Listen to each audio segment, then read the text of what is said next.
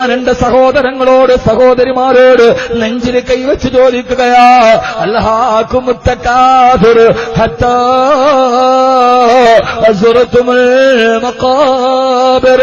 കക്ബറയിലേക്ക് ഒരു ദിവസവും നമ്മളെയും കൊണ്ടുപോവുകയില്ലേ?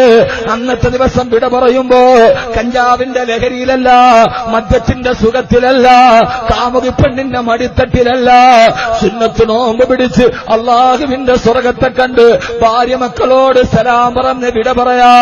6 അടി മണ്ണിലേക്കുള്ള യാത്ര ശുഭകരമാക്കാൻ ഇവിടെ നിങ്ങൾ പരിശ്രമിക്കണേ. ഇതല്ലാതെ നമ്മുടെ ജീവിതത്തിലൊന്നുമില്ല, ഇതല്ലാതെ നമ്മുടെ ജീവിതത്തിലൊന്നും ബാക്കിയില്ല. അതുകൊണ്ട് എന്റെ പ്രിയപ്പെട്ട സഹോദരിമാരോട് അള്ളാനെ ഭയന്ന് ജീവിക്കണേ, അള്ളാനെ പേടിച്ച് ജീവിക്കണേ, പടച്ചറപ്പിനെ പേടിച്ച് ജീവിക്കണേ. എന്റെ പ്രിയപ്പെട്ട സഹോദരാ സഹോദരി, എന്റെ പ്രിയപ്പെട്ട സഹോദരാ, പാരാവാരം പോലെ പരന്നു കിടക്കുന്ന മരുഭൂമിയിൽ, ഒരു മനുഷ്യവാസത്തിന്റെ വിദൂര സാധ്യത പോലുമില്ലാത്ത മരുഭൂമിയിൽ തന്റെ പ്രിയപ്പെട്ട ഭർത്താവ് കൈക്കുഞ്ഞിനെ കയ്യിലേൽപ്പിച്ചിട്ട് മരുഭൂമിയിലൂടെ അകലേക്ക് നടന്നു പോകുമ്പോ ഭർത്താവ് ഉപേക്ഷിച്ചിട്ട് പോയ ചോരപ്പൈതലിനെ കയ്യിൽ പിടിച്ച് ആ ചോരപ്പൈതല് പൈതാഹത്തിന് വേണ്ടി നിലവിളിക്കുമ്പോ മരുഭൂമിയിൽ നിന്ന് ഒലിച്ചു വന്ന വെള്ളം കുടിപ്പിച്ച് സഫാ മറുവയുടെ ഇടയിലൂടെ ഓടി അവസാനം 9 വർഷക്കാലം തന്റെ ഭർത്താവില്ലാട് തന്റെ പൊന്നുമോനെ കഷ്ടപ്പെട്ട് വളർത്തിയ ഭാര്യ. കാസർഗോഡ് പെങ്ങളോട് ഞാനിത് പ്രത്യേകിച്ച് ഓർമ്മിപ്പിക്കുന്നത്, എന്റെ പ്രിയപ്പെട്ട പെങ്ങള് ഭർത്താവില്ലാത്ത സമയത്ത് അന്യപുരുഷനുമായി ഫേസ്ബുക്കിലും വാട്സപ്പിലും ചാറ്റ് ചെയ്യുന്ന, അന്യപുരുഷനുമായി ജീവിതം പങ്കിടുന്ന, പാവപ്പെട്ട ഭർത്താവിനെ മറന്നുപോകുന്ന, മക്കളോടുള്ള കടമകൾ മറന്നുപോകുന്ന എന്റെ പ്രിയപ്പെട്ട പെങ്ങളെ, 9 വർഷം കഴിഞ്ഞിട്ടാണ് ഭർത്താവ് തിരിച്ചു വരുന്നത്. വരുന്ന സമയത്ത് 9 വയസ്സുകാരനായ പൊന്നുമോൻ ഇസ്മായിൽ ഓടിച്ചെന്ന് വാപ്പാനെ കെട്ടിപ്പിടിച്ചു മുത്തം കൊടുത്തിട്ട് അന്ന് രാത്രിയിൽ ഉറക്കത്തില് സ്വപ്നം കാണുന്നു. ഒരു കഥക്ക് പോലും പറയാൻ കഴിയാത്ത, ടോൾസ്റ്റോയുടെ കഥക്ക് പറയാൻ കഴിയാത്ത നാടകമുഹൂർത്തം.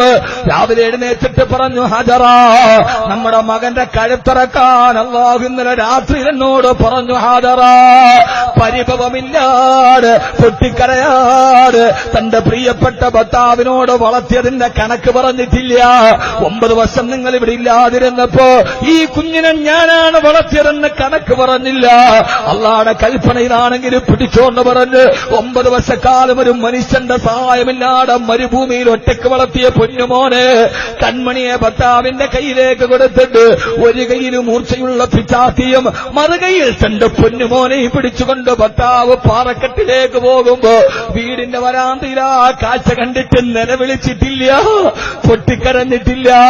തന്റെ പ്രിയപ്പെട്ട ഭർത്താവ് ഒരു കയ്യിൽ മൂർച്ചയുള്ള പിച്ചാത്തിപ്പിടി, മറുകയിൽ കട്ടപ്പെട്ട് വളർത്തിയ പൊന്നുമോൾ കരുത്തിറക്കാൻ കൊണ്ടുപോകുമ്പോ പാറക്കെട്ടിൽ മലത്തിക്കടത്തിയിട്ട് മകന്റെ കരുത്തിലേക്ക് കത്തിവെക്കുമ്പോ, ഉപ്പാ എന്നെ കമഴ്ത്തി കിടത്തറുക്കുപ്പാ, എന്തേ മോനെ എന്റെ മുഖത്ത് നോക്കിക്കൊണ്ട് കരുത്തിൽ കത്തിയുടെ പിടിമുറുക്കാൻ എന്റെ ഉപ്പാക്ക് കഴിയില്ല ഉപ്പാ, ഉപ്പാ എന്റെ കൈയും കാലും കെട്ടിയിട്ട് ഇറക്കാവൂ, എന്തേ പൊന്നുമോനെ എന്റെ കരുത്തിലേക്ക് കത്തി വെച്ചിട്ട് കത്തി എന്നെ ഞരമ്പ് മുറിച്ചിട്ട് രക്തം വെളിയിലേക്ക് വന്നെന്റെ ഉപ്പാന്റെ പൊന്നുമോൻ കൈകാലിട്ട് ഇങ്ങനെ അടിക്കുമ്പോ പിന്നെ ഉപ്പാക്ക് ബാക്കി അറുക്കാൻ കഴിയില്ല ഉപ്പാ, പൂർത്തിയാക്കാൻ കഴിയാതെ വന്നാൽ ഞാനും ഉപ്പായും ഉമ്മായും അല്ലാഹുവിന്റെ സ്വർഗത്തിൽ പോകുമോ ഉപ്പാ? ഉപ്പെങ്ങാനും ഈ കാര്യത്തിൽ നിന്ന് തിരിഞ്ഞുപോയാൽ പിന്നെ നമുക്ക് സ്വർഗത്തിൽ പോകാൻ കഴിയില്ലല്ലോ ഉപ്പാ, എന്റെ കയ്യും കാലും കെട്ടിയിട്ടിട്ടറുക്കണം. 3ാമത് പറഞ്ഞു, എന്റെ രക്തം പുരണ്ട കുപ്പായം എന്റെ പൊന്നുമ്മാനെ ഒരിക്കലും കാണിക്കല്ല ഉപ്പാ, എന്റെ ഉമ്മാക്കത് സഹിക്കാൻ കഴിയില്ല. ഞാൻ ഈ കേട്ട് പടകിയ കഥ വീണ്ടും ആവർത്തിച്ചതെന്തെന്നറിയോ? പൊന്നുമോനെ പാറക്കെട്ടിലും മരന്ന് കിടക്കുമ്പോ കഴുത്തിലേക്ക് കത്തിവെക്കുമ്പോ ഉപ്പാനോട് സ്വർഗമെന്ന് പറഞ്ഞു കൊടുക്കുന്നൊരു മകനെ പാവപ്പെട്ട ഇബ്രാഹിം നബിക്ക് സമർപ്പിച്ചു കൊടുത്തതാണെന്നറിയോ? 9 വർഷക്കാലം ഉപ്പയില്ലാതെ മകനെ വളർത്തുമ്പോ ഓരോ സമയത്തും മകനോട്, മോനെ ഇസ്മായിൽ ഇസ്മായിലേ, നിന്റെ വാപ്പ നമ്മളെ ഉപേക്ഷിച്ചിട്ട് പോയത് വാപ്പാടെ സുഖത്തിനല്ല, അള്ളാടെ കൽപ്പനക്ക് വേണ്ടിയാണ് വാപ്പ നമ്മളെ ഇട്ടിട്ട് പോയതെന്ന്. വാപ്പയില്ലാത്ത സമയത്തും മക്കളോട് വാപ്പയുടെ ത്യാഗങ്ങൾ പറഞ്ഞുകൊടുത്ത് കഷ്ടപ്പാടുകൾ പറഞ്ഞുകൊടുത്ത് വളർത്തിയ പ്രിയപ്പെട്ട ഭാര്യ ബഹുമാനപ്പെട്ട ബീവി ഹാജറ റളിയല്ലാഹു തആല അൻഹാ.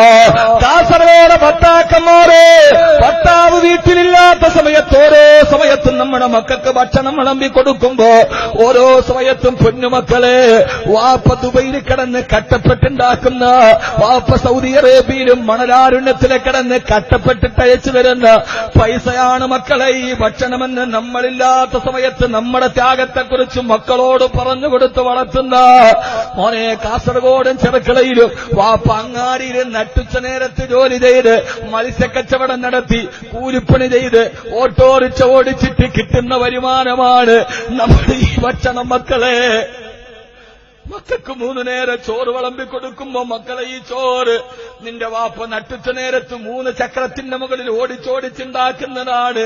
നിന്റെ വാപ്പ കഷ്ടപ്പെട്ടുണ്ടാക്കുന്ന മുതലാണ് നമ്മൾ ഈ കഴിക്കുന്ന ഭക്ഷണമെന്ന്. ഭർത്താവില്ലാത്ത സമയത്ത് ഭർത്താവിന്റെ ത്യാഗത്തെക്കുറിച്ചും മക്കളോട് പറഞ്ഞു വളർത്തുന്നൊരു ഹാദറയെ നമുക്ക് കിട്ടിയില്ലെങ്കിൽ പൊന്നുമോളെ, ഇതാണൊരു പെണ്ണിന്റെ നിയോഗമെന്ന് മനസ്സിലാക്കാൻ. അല്ലാതെ പാവപ്പെട്ട ഭർത്താവ് ഗൾഫിൽ കിടന്ന് കഷ്ടപ്പെടുമ്പോ അവൻ ജീവിതത്തിന്റെ 2 അച്ഛൻ തമ്മിൽ കൂട്ടിമുട്ടിക്കാൻ ഓട്ടോറിക്ഷ ഓടിച്ച് നടക്കുമ്പോ അവനെ കാലം തൊലിവെളുപ്പുള്ളവനെ കാണുമ്പോ അവന്റെ ശരീരത്തിന്റെ പുറകെ പോകുന്നവളെ ലതറ ഉന്നൽ ജഹീ ലതറവുന്നൽ ജഹീം, നീ ജഹീമെന്ന കത്തിക്കാളുന്ന നരകത്തെ കാണുക തന്നെ ചെയ്യുമെന്ന് സൂറത്ത് തക്കാസുർ. അങ്ങനെ ഒരു ഭാര്യയെ നമുക്ക് കിട്ടണം. നമ്മളില്ലാത്ത സമയത്ത് നമ്മുടെ ത്യാഗത്തെക്കുറിച്ച് ഭാര്യയോട് മക്കളോട് പറഞ്ഞുകൊടുത്ത് വളർത്തുന്നൊരു